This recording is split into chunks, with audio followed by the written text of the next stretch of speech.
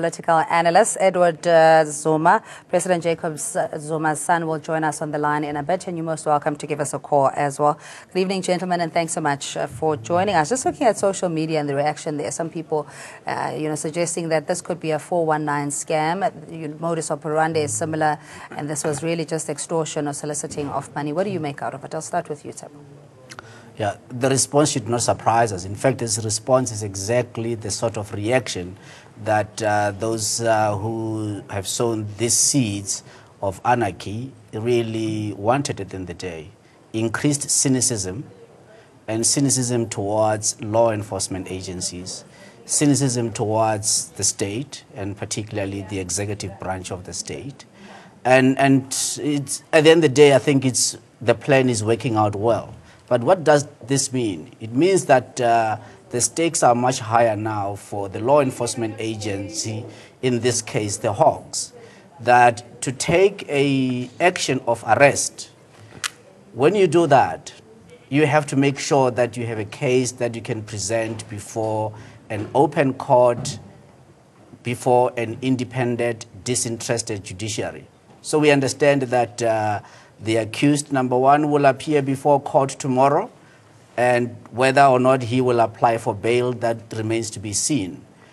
But the Hawks already have gone on record to say that they intend to oppose bail in order to be able to carry out further investigations. And one can only surmise and believe that such further investigation would include that if the suspect, in this case the accused number one, had any monies that moved about, certainly this would fall within the ambit of the financing of terror activities.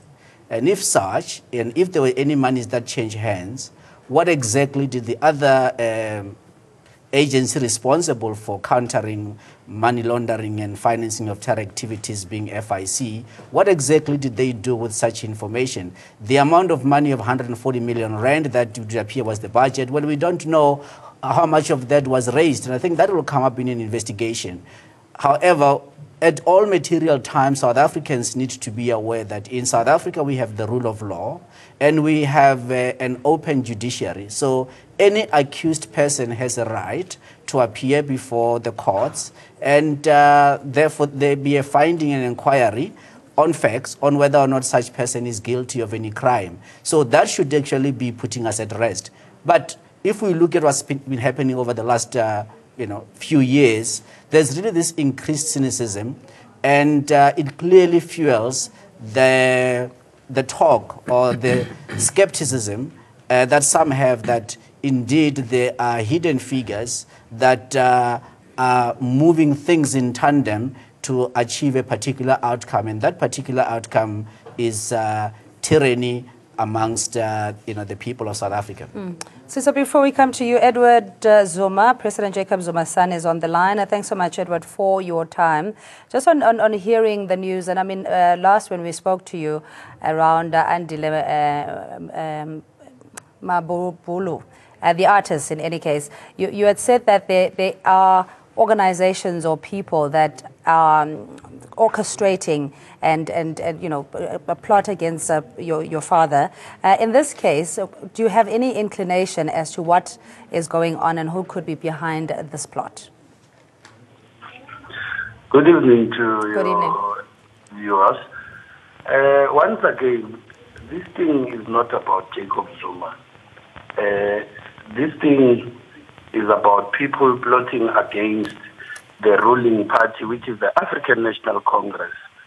And I think, as I've said before, and I will say it again, we know who are behind, these funny institutions like Save the SA. We know Trevor Manuel is behind this thing. He's the one who's pushing, and we may never know as to how far they've gone in as far as pushing whatever plans they have in as far as destabilizing our government, which is a democratically elected government. And I think, having heard what Tsepo has been saying, the rule of law should take its course. I think I would have to agree with him and say, let's give the rule of law a benefit of a doubt. Although some of us would know, at least maybe if such cases are handled in any other places except the Western Cape, not Gauteng and all that, because we've seen that the courts themselves, they seem to have been captured by certain individuals that are linked to these very same people. Okay, please stay on the line, Mr. Zuma. So just in terms of, is this an act of treason? And if it puts the national security at risk, and we're not seeing the reaction with the seriousness that it deserves, that an individual, who knows who else he's working with, but I suppose more importantly, the donors. We didn't see the Hawks necessarily arresting whoever was present in these discussions. Well, good evening, Cindy, and good evening to all the viewers who watch NN7 across the globe. I don't think we should dismiss it as a whisper of a young tyrant or a young person trying to get the 411. It shouldn't look like the work of a Machiavellian young man trying to score some funds of wealthy businessmen and politicians in the name of an attack. Of course, this looks like a planned or orchestrated assault on high-ranking officials in this country. But it also reeks of an ill-planned motive. Who sets aside a group and makes a presentation and says, well, if you pay me this much, I'll take this person out and I'll take this person out. If someone is a sniper or a paid assassin and they know what to do, you look at the records of history, that a sniper just goes for that person and hits them where they possibly will not survive. No one gets a group of individuals in a single room and makes a presentation on where they are going to do it and when they are going to make this hit. So this is perhaps the work of an amateur as well. But I think the essence of this matter is that there is definitely someone behind it. Another media house was running with the story of a death threat to Minister Lindiwe Zulu, Minister Lindiwe Sisulu, a few days back. We also know that there's been threats to the president's life. Mr. Ramaphosa was quoted as saying his life has been threatened and put on record that some other politicians, although Ms. Kusela Sangon of the ANC said that the ANC was not aware that there were ministers whose lives were in danger or there were some death threats against them. President Zuma in the last few months has really upgraded his security. And so that gives you an indication that somewhere someone is antagonized or something's wrong. Musi Maimane comes to his DA march wearing a bulletproof under his golf shirt. That shows a sign that there is a lot of uncertainty so far as security is concerned. However, I don't think the president or anybody else would give away their security detail to say this is what we've been informed or this is what the intelligence department has informed me. But I think this gives a clear indication that something is really wrong. You saw at the State of the Nation, and I don't think our ministers or our Speaker of the National Assembly really gave us the whole detail of the security breach or the security, the attempts of threats that were there. But I think holistically in this year, there's been a lot of threats, and we've got the aspiration that there's a lot of stuff that we do not know about. However, what this case seems to do is set in the direction that these people are under attack. And if you look at the matter of the assassination of JFK, or if you look at the assassination of Mr. Samora Machel, you really know that you are given one indication. And when your entire security detail looks at that person whom you think is in danger, the other person is hit. Just in closing, when JFK was killed, his entire secretariat and his deputy were on a plane to Japan. That's why when there's a threat in America today, they airlift the president so he's not on the ground. So they really studied to say if his whole team is in the air to Japan, he can get hit on the ground. So I think we must be careful. Every time you hear of a story that says, there's a hit and someone's life is in danger, it just might be the opposite. Maybe they're looking for someone whose security might be flex at that time, and then the hit will be made. It's always a masterminded political game. But surely, I think what we do know is someone is ahead of this. Someone is paying someone to do and a it's more dirty sinister job than what we know. to the black government. Yeah. So this ominous plot, Mr. Khadima, could you say is also reminiscent of the apartheid hit squad in eliminating leaders that either rattle the cage, as it were, the radicalism that President Zuma was talking about, that could be one of the reasons why this has emerged? Yeah, certainly. I mean, this is just the return of the old tyrant and the old enemy, except that the tactics have changed. We have to bear in mind that, or maybe let me phrase it this way. You know, South Africa has got the second highest number of foreign missions, second to the United States. So in terms of diplomatic corps or the representative of various foreign missions, we are second in the world. So that should make South Africans think twice that this country is exceedingly important in global geopolitics. And being important as it is in global geopolitics, it also means that there are more than one intelligence agencies, intelligence gathering agencies. But of the three in country that are in law, which is crime intelligence, as well as state security, of course, as military intelligence, those three, at all material times, they come across a lot of information, a lot of intelligence. But that intelligence might not necessarily be evidence. And it's only during a time such as the one where now there's been an arrest, as was an arrest in the case of the Boeremag, as was an arrest before Mangaung. A week before Mangaung, we saw also an arrest of various people who were plotting to blow up the entire gathering at Mangaung, specifically the entire leadership of the ANC.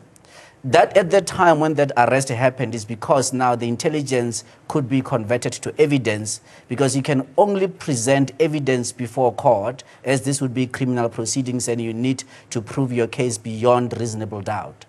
So, but what we are seeing is that, as I say, the tactics have changed. It's now a hybrid terror cells that are coming up, and some of the narrative that is carried in the media is intended to achieve exactly that, where you demonize certain groups of people, that it is not therefore inconceivable to find that there could be one person who would then feel that it is now the sort of God-given duty to go and take care of those people who have been branded to be, you know, the enemy. And certainly that's what I suspect we will see as now this matter comes before court, that you'll find that the person, even though it might be one, is not inconceivable, because might have been motivated by the narrative that we are seeing in the media consistent as branding certain people as the devil incarnate.